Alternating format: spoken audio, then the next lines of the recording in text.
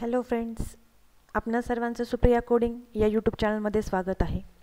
आजच्या व्हिडिओमध्ये आपण लूप्समधला तिसरा प्रकार पाहणार आहोत, व्हाईल लूप। मागच्या व्हिडिओमध्ये मी व्हाईल लूप आणि डू व्हाईल लूप एक्सप्लेन केलेला आहे।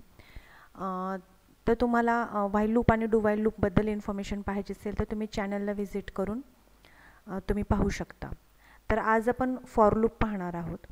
तर अगोदर आपण फॉर लूपचा सिंटॅक्स समजावून घेऊया, फॉर लूप एक्झिक्यूट कसा होतो हे समजावून घेऊया आणि त्यानंतर आपण फॉर लूपवर एक प्रोग्राम करून पाहूया। तर मग आपण आपल्या व्हिडिओला सुरुवात करूया। अगोदर पाहूया सिंटॅक्स। तर फॉर लूप जसं की आपल्याला माहिती आहे, फॉर लूप किंवा कुठलाही लूप एक्झिक्यूट करण्याचं रिझन काय, तर ज्यावेळेस आपल्याला सिंगल स्टेटमेंट किंवा ब्लॉक ऑफ स्टेटमेंट रिपीटेडली पाहिजे असतात त्यावेळेस आपण लूपचा वापर करतो। आणि लूप्समध्ये तीन प्रकार आहेत, while loop, do while loop आणि फॉर लूप। तर त्याच्यामधला हा शेवटचा प्रकार आपण पाहतोय। तर अगोदर आपण फॉर लूपचं सिंटॅक्स समजावून घेऊया। फॉर लूपसाठी सुरुवातीला तुम्हाला फॉर हा शब्द वापरावा लागेल। फॉर नंतर ब्रॅकेटमध्ये एक्सप्रेशन 1 झाल्यानंतर सेमिकोलन, एक्सप्रेशन 2 सेमिकोलन, एक्सप्रेशन 3 आणि याच्यानंतर ब्रॅकेट कंप्लीट आणि सेमिकोलन नाही आहे इथे, ओपन क्लोज कर्ली ब्रॅकेट आणि याच्यामध्ये सिंगल स्टेटमेंट किंवा ब्लॉक ऑफ स्टेटमेंट असा हा फॉर लूपचा सिंटॅक्स आहे।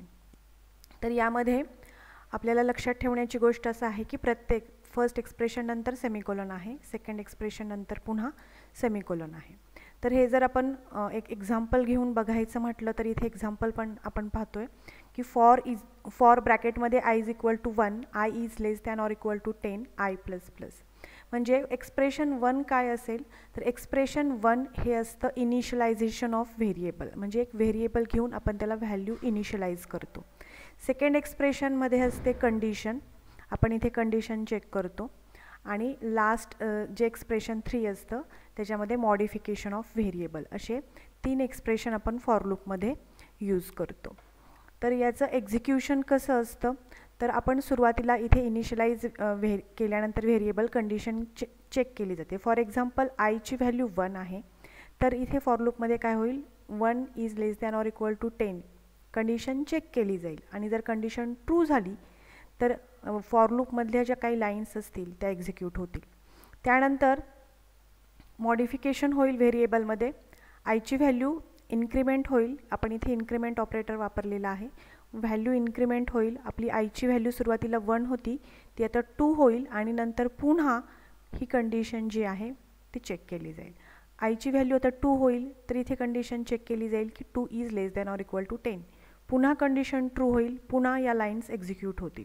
पुन्हा मग इथे एक्सप्रेशन 3 मध्ये जाऊन पुन्हा इन्क्रीमेंट होईल व्हेरिएबलमध्ये, i ची व्हॅल्यू 3 होईल, पुन्हा कंडिशन चेक केली जाईल की 3 is less than or equal to 10 आणि पुन्हा या लाईन्स एक्झिक्यूट होतील। म्हणजे रिपीटेडली या लाईन्स एक्झिक्यूट होणार आहेत जोपर्यंत कंडिशन फॉल्स होत नाही तोपर्यंत। ज्यावेळेस i ची व्हॅल्यू 11 होईल त्यावेळेस इथे कंडिशन ट्रू होणार नाही, 11 इज लेस दॅन 10 नाही आहे, कंडिशन फॉल्स झाल्यानंतर हा लूप तिथे वर्क करायचा थांबेल। तर याच ज्या गोष्टी आहेत फॉर लूपच्या ज्या आत्ता आपण पाहिल्या त्याच फॉर लूपच्या कंडिशन्स, त्याच काही पॉईंट्स आपण फ्लो चार्टद्वारे आणि पॉईंट्सद्वारे पाहूया। तर फ्लो चार्टमध्ये तेच दिलेलं आहे। सुरुवातीला काय होतं, इनिशियलायझेशन ऑफ व्हेरिएबल, म्हणजे for example i is equal to 1 initialize केलं तुम्ही व्हेरिएबलला, इथे इनिशियलाइज केल्यानंतर कंडिशन चेक केली जाते। जसं की मघाशीच्या एक्झाम्पलमध्ये मी सांगितलं होतं की i is less than or equal to 10, म्हणजेच 1 is less than or equal to 10 आहे का, येस, कंडिशन ट्रू झाली। कंडिशन ट्रू झाल्यामुळे काय होईल, ब्लॉक ऑफ स्टेटमेंट्स रन होतील। स्टेटमेंट्स रन झाल्यानंतर पुन्हा काय होईल, मॉडिफिकेशन ऑफ काउंटर, म्हणजे व्हेरिएबलमध्ये मॉडिफिकेशन होईल। i ची सुरुवातीला व्हॅल्यू 1 होती ती नंतर 2 झाली, म्हणजेच काय झालं, मॉडिफिकेशन झालं व्हेरिएबलमध्ये।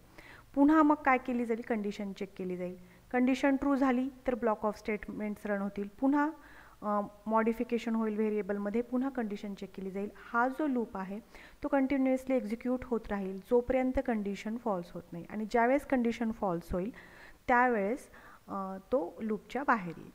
तर अशा पद्धतीने आपण फॉर लूपचं फ्लो चार्ट पाहिला। नेक्स्ट याच्यामध्ये तुम्ही याचा स्क्रीनशॉट पण काढू शकता। तर याच्यामध्ये थेरॉटिकली सांगितलेलं आहे. एक्सप्रेशन 1 कशासाठी यूज केलं जातं, तर expression 1 is used to initialize the counter, म्हणजे व्हेरिएबलला व्हॅल्यू इनिशियलाइज करण्यासाठी एक्सप्रेशन 1चा वापर केला जातो. त्यानंतर expression 2 is a condition. Expression 2 काय असते, तर ती कंडिशन असते. Expression 3 is to modify the counter. काउंटरमध्ये मॉडिफिकेशन करण्यासाठी एक्सप्रेशन 3चा वापर केला जातो. तर सुरुवातीला काय केलं जातं, first it initialize the counter.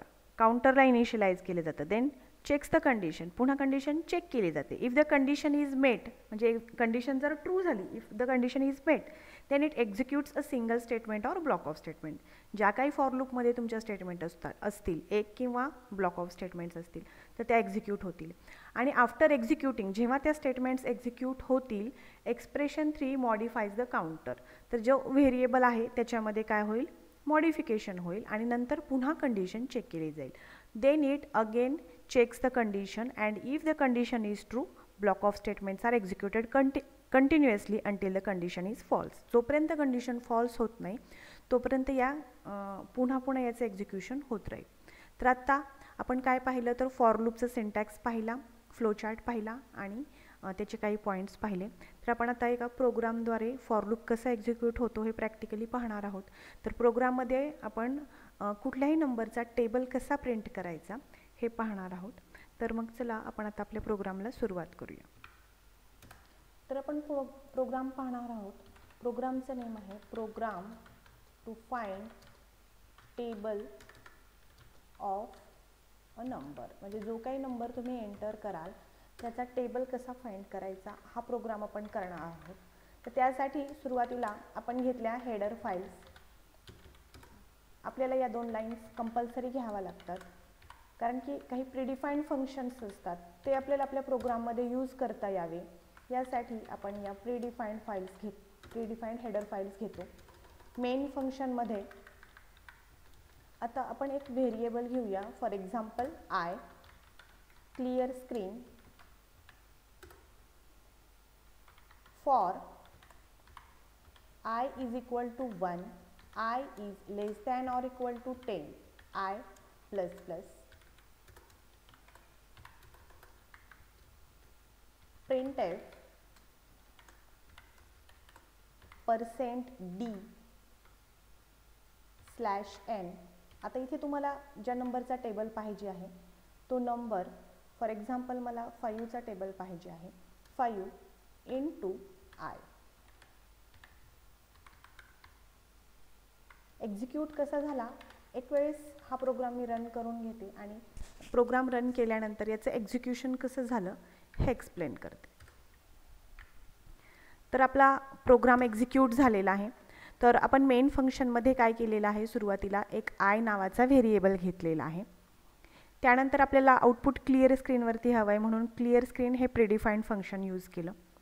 आता इथे जसं आपण आता थेरीमध्ये पाहिलेलं आहे त्या पद्धतीने आपण इथे वापरलेलं आहे. सुरुवातीला काय केलं, इनिशियलायझेशन ऑफ व्हेरिएबल, म्हणजे एक व्हेरिएबल घेतला आय आणि त्याला व्हॅल्यू इनिशियलाइज केली 1. त्यानंतर आपल्याला काय होईल, कंडिशन चेकिंग होईल की 1 is less than or equal to 10 आहे का. तर इथे कंडिशन काय झाली, ट्रू झाली. कंडिशन ट्रू झाल्यामुळे ब्रॅकेटमध्ये आला आणि इथे काय होईल, तर आपला नंबर 5 आहे, 5चा टेबल पाहिजे आहे म्हणून आपण 5 घेतलं × 1, कारण की आयची व्हॅल्यू 1 आहे. तर इथे काय होईल, 5 प्रिंट होईल. त्यानंतर आयची व्हॅल्यू इन्क्रीज होईल म्हणजे मॉडिफाय होईल. आता आयची व्हॅल्यू 2 होईल.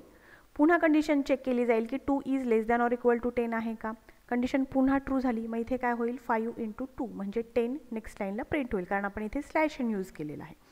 त्यानंतर इन्क्रीमेंट होईल, व्हॅल्यू होईल 3. 3 is less than or equal to 10 आहे का, आहे. कंडिशन पुन्हा ट्रू झाली. मग 5 × 3 म्हणजे 15 प्रिंट होईल. पुन्हा 4 होईल व्हॅल्यू, 5 × 4. अशा पद्धतीने हे 10 पर्यंत मल्टिप्लिकेशन होईल. 5 × 1, 5 × 2, 5 × 3 असं 10 पर्यंत होईल आणि आपल्याला आपला टेबल प्रिंट करून भेटेल. तर अशा पद्धतीने आज आपण फॉर लूप याचं सिंटॅक्स, त्याचं एक्झिक्युशन कसं होतं आणि त्याच्यावर आधारित असा प्रोग्राम पाहिला आहे. तर तुम्हाला जर हा व्हिडिओ आवडला असेल तर नक्की याला लाईक करा, चॅनलला सबस्क्राईब करा. Thank you for watching.